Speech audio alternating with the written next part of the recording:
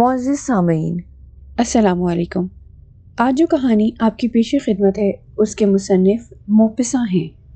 اس کہانی کا ترجمہ مقبول جہانگیر نے اپنی کتاب خوفناک کہانیاں میں پیش کیا۔ آج اس سلسلے کی 7ویں کہانی آپ کے پیش خدمت ہے۔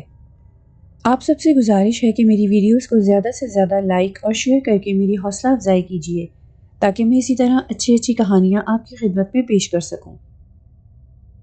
ہم سب موسیو برمیونیٹر مجسٹریٹ کے سامنے بیٹھے ہوتے تھے۔ ان دنوں میں اجاشیر میں مجسٹریٹ تھا۔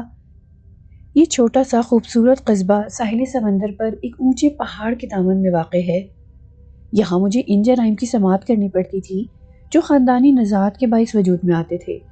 ان میں بعض بہت اہم اور عجیب و غریب نوعیت کے ہوتے تھے، بعض ڈرامائی انداز کے، بعض وحشیانہ اور بعض بہادرانہ۔ بعض تو ایسے وحشتناک ہوتے تھے جن کا تصور بھی آپ کے دماغ میں نہیں آ سکتا۔ مقامی باشندوں میں خاندانی عداوتیں چلتی رہتی تھیں جو وقتی طور پر دب جایا کرتی تھیں مگر ختم ہونے میں کبھی نہ آتی تھیں۔ دغا، فریب، قتل، لڑائی آئے دن کے واقعات تھے۔ 2 سال تک تو میں برابر یہی سنتا رہا کہ فلاں شخص نے اتنی رقم لے کر فلاں کو قتل کر ڈالا۔ ان کے ہاں خون کا بدلہ خون کا اصول تھا جو پشت در پشت قاتل و مقتول کی اولاد اور عزیزوں کے درمیان جاری رہتا تھا۔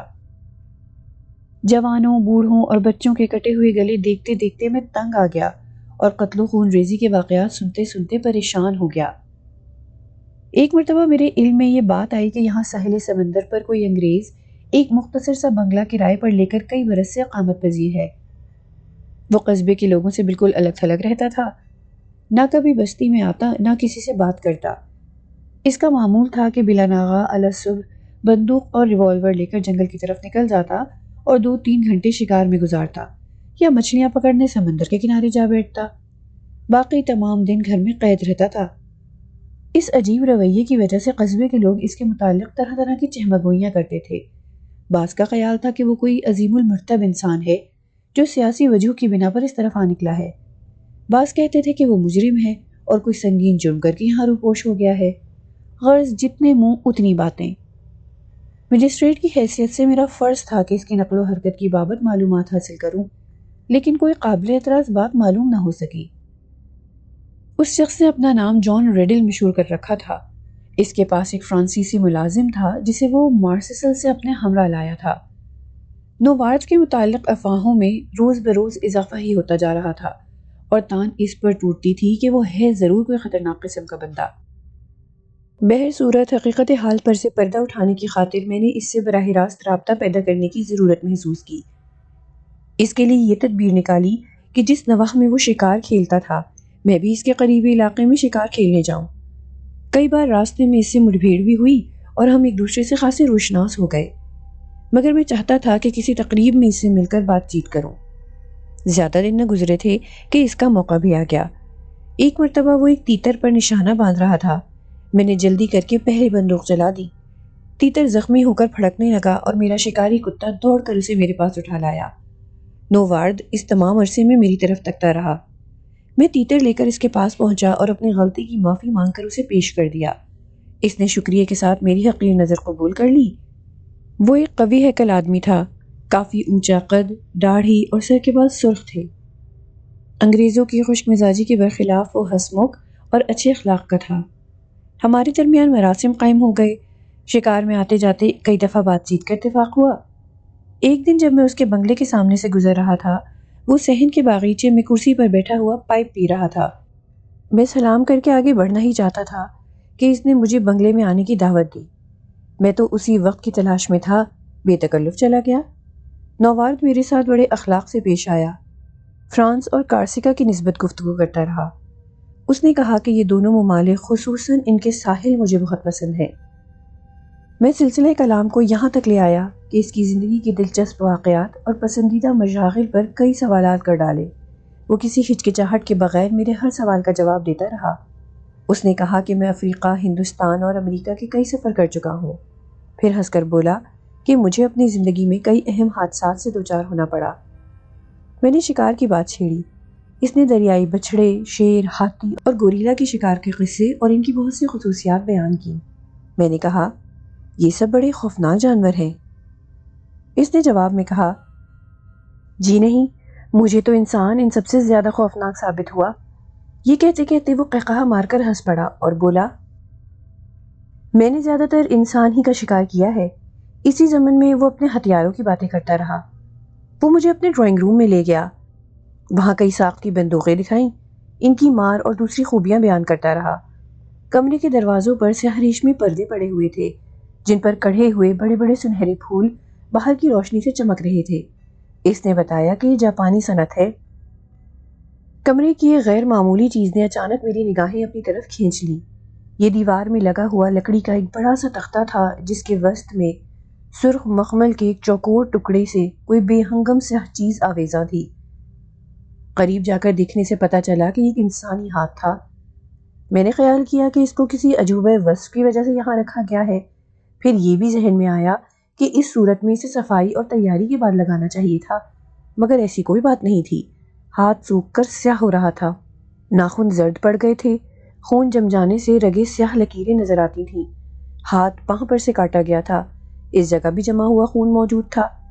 کلائی ایک ایسی آہنی زنجیر سے جکڑی ہوئی تھی جس سے کئی ہاتھیوں کو قابو میں رکھا جا سکتا تھا۔ یہ زنجیر دیوار میں لگے ہوئے ایک مضبوط آہنی حلقے سے بندھی ہوئی تھی۔ میں نے تعجب سے پوچھا، یہ کیا ہے جناب؟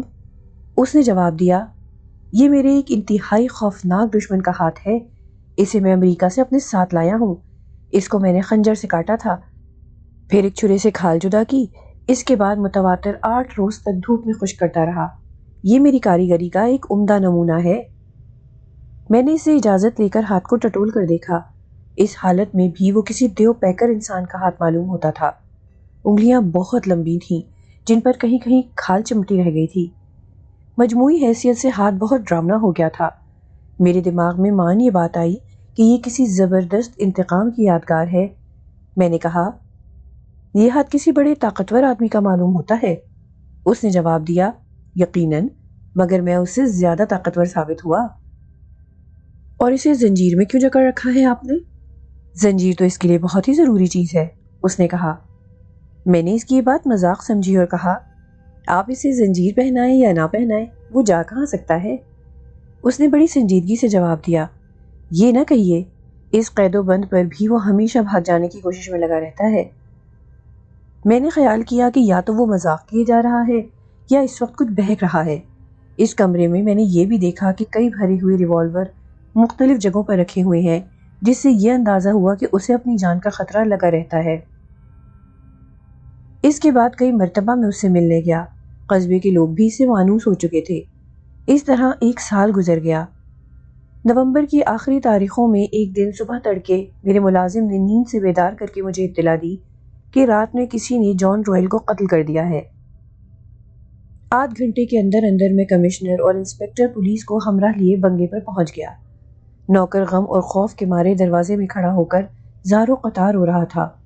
ہمیں پہلے ہی اس پر شبہ ہوا، لیکن کامل تحقیق کے بعد وہ بالکل بے گناہ ثابت ہوا۔ پھر قاتل کون تھا؟ یہ ایک معمہ تھا جو آج تک حل نہ ہو سکا۔ میں جان رویل کی کمرہ خوابگاہ میں داخل ہوا تو اس کا مردہ جسم زمین پر چت پڑا ہوا تھا۔ واسکٹ کی آستینیں پھٹی ہوئی تھیں، جس سے صاف ظاہر تھا کہ قاتل اور مقتول کے درمیان سخت کشاکش ہوئی ہے۔ موت گلا گھٹنے سے واقع ہوئی تھی۔ آنکھوں کے ڈیلے باہر نکل آئے تھے، چہرہ سیاہ اور سوج کر بہت بھیانک ہو گیا تھا۔ گردن میں 5 زخم تھے جن میں خون نکل کر جم گیا تھا۔ دانتوں میں کوئی چیز دبی ہوئی تھی۔ تھوڑی دیر میں ڈاکٹر بھی آ گیا۔ اس نے لاش کا معائنہ کر کے یہ رائے ظاہر کی کہ مقتول کی گردن کے نشان بتاتے ہیں کہ زندہ کی بجائے کسی مردہ ہاتھ نے قوت آزمائی کی ہے۔ ڈاکٹر کی یہ نرالی رائے سن کر ہم لوگوں کے تعجب کی انتہا نہ رہی۔ ہم سوچ ہی رہے تھے کہ آیا اس قسم کا امکان ہو سکتا ہے کہ دفعتاً میرے ذہن کمرے کے ہاتھ کی طرف منتقل ہوا۔ وہاں جا کر دیکھا تو ہاتھ غائب تھا اور اس سے بندھی ہوئی بھاری زنجیر جگہ جگہ سے ٹوٹ کر لٹک رہی تھی۔ ہاتھ کو سارے کمرے میں ڈھونڈ ڈالا مگر پتہ نہ ملا۔ واپس آ کر میں نے لاش خاص کر منہ کو دوبارہ غور سے دیکھا۔ دانتوں میں دبی ہوئی چیز اسی ہاتھ کی ایک انگلی تھی۔ اب ہم نے بنگلہ اور اس کے ایک ایک چیز کا جائزہ لینا شروع کیا۔ تمام کھڑکیاں اور دروازے اندر سے مقفل تھے۔ فرنیچر اور ہر چیز بدستور اپنی جگہ پر تھی۔ خوابگاہ کے فرش پر ایسا انتظام تھا کہ قدم پڑتے ہی اتنی زور سے گھنٹیاں بجنے لگتی تھیں کہ گہری نیند میں سویا ہوا آدمی بھی جاگ پڑے۔ روہل کے 2 کتے جو رات میں بنگلے کی حفاظت کرتے تھے، ان کے بھونکنے کی آواز بھی کسی نے نہ سنی۔ کوئی علامت ایسی نہ تھی جس سے کسی کے باہر سے داخل ہونے کا خیال کیا جا سکے۔ سب سے پہلے ملازم کا بیان لیا گیا۔ اس نے کہا، میرا مالک 1 مہینے سے بہت بے چین رہا کرتا تھا۔ اس مدت میں اسے جنون کے دورے پڑنے لگے۔ وہ ہنٹر لے کر دیوار میں لگے ہوئے ہاتھ کو بے طرح مارنے لگتا۔ وہ رات کو بہت دیر سے سونے کا عادی تھا اور سوتے وقت 2 بھرے ہوئے ریوالور اپنے دونوں طرف بستر کے نیچے رکھ لیتا تھا۔ دروازے اور کھڑکیاں اندر سے مقفل کر دیتا تھا۔ رات میں وہ اکثر کئی بار نیند سے جاگ پڑتا تھا اور اس زور سے چلانے لگتا تھا کہ کسی سے بری طرح جھگڑ رہا ہے۔ وقوعے کی رات اس کی آواز بالکل نہیں سنائی دی۔ صبح حسب معمول جب وہ باہر نہیں آیا تو میں نے آوازیں دیں، دروازہ کھٹکھٹایا۔ جواب نہ ملنے پر آس پاس کے لوگوں کو بلا کر لایا۔ ہم سب نے مل کر دروازہ توڑا۔ اندر جا کر دیکھا تو صاحب کو مرا ہوا پایا۔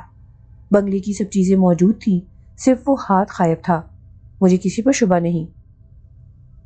جان رائل کا کوئی وارث موجود نہیں تھا، لہٰذا لاش سرکاری انتظام میں دفن کر دی گئی۔ حادثے کے متعلق میں نے مفصل رپورٹ لکھ کر افسران بالا کے پاس بھیج دی۔ وہاں سے ازسر نو تحقیقات کے لیے دوسرے لوگ متعین کیے گئے۔ گھر گھر کی تلاشی ہوئی، بستی کے ہر شخص سے پوچھ گچھ کی گئی، مگر کوئی نتیجہ برآمد نہ ہوا۔ حادثے کے 3 ماہ بعد ایک رات مجھے ایک بڑا بھیانک خواب نظر آیا۔ میں نے دیکھا کہ وہی ہاتھ جسے میں نے رائل کے ہاں دیکھا تھا، میرے کمرے کے پردوں پر ایک بہت بڑے مکڑ یا بچھو کی طرح دوڑتا پھر رہا ہے۔ انگلیاں ٹانگوں کا کام دے رہی ہیں۔ میں گھبرا کر چونک پڑا۔ بڑی مشکل سے نیند آئی تو پھر وہی منحوس منظر سامنے آیا۔ 3 بار ایسا ہی ہوا۔ دوسرے دن وہی ہاتھ لوگوں نے میرے سامنے پیش کیا اور کہا کہ ہم اسے رائل کی قبر پر سے اٹھا کر لا رہے ہیں۔ ہاتھ کی ایک انگلی ندارت تھی۔ صاحبان، یہ ہے وہ واقعہ جسے میں نے اپنی آنکھوں سے دیکھا ہے۔ بعض لوگوں نے یک زبان ہو کر کہا، مگر آپ نے ان واقعات پر اپنی رائے نہیں ظاہر فرمائی جو اس زمن میں پیش آئے۔ موسیو برمیونیٹر نے جواب دیا، ایک میں کیا، وہ ماہرین تفتیش میں سے کسی کے بھی سمجھ میں نہیں آئے، سوائے اس کے کہ وہ ایک دشمن کا انتقام تھا۔